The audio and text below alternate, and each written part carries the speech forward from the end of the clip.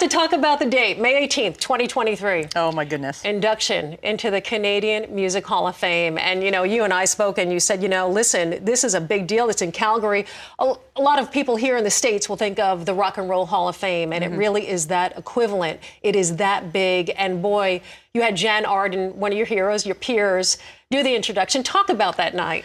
Well, it was amazing. The whole thing felt so surreal to me, and it's truly humbling because there I am in the same city being inducted into the Canadian Music Hall of Fame, where I had years and years before lost a talent contest that everybody was making bets I was going to win, and I was heartbroken. I thought, I'm never going to make it in this business. For a nanosecond, I thought that.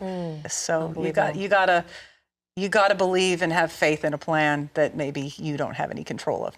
When you look at the Hall of Fame, and I go, I don't know, I'm assuming that you have not been back since all of this happened, but I think about those quiet moments when you look back and you see your name now alongside some of your heroes like Katie Lang and Shania and Jan Arden, and the list goes on and on.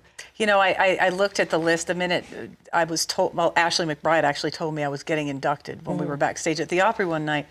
And so I looked up, because I've always been so country focused, right? And never thought in a million years I would be inducted into the Canadian Music Hall of Fame, because it was so broad, you know, in every genre. And I started looking at the names, and it's like Gordon Lightfoot and Joni Mitchell and Neil Young and Anne Murray. And I'm like, oh my God. And then I noticed that, you know, it's not a ton of country artists that are in there. So the last one was Shania in 2011, which blew me away. I'm so honored, and I just feel, I don't know, it's definitely one of those moments where you pinch yourself. It sounds very cliche to say that, but I'm so grateful. I've been very, very blessed, and if nothing else happens from this moment on, I feel like, you know, all my dreams came true.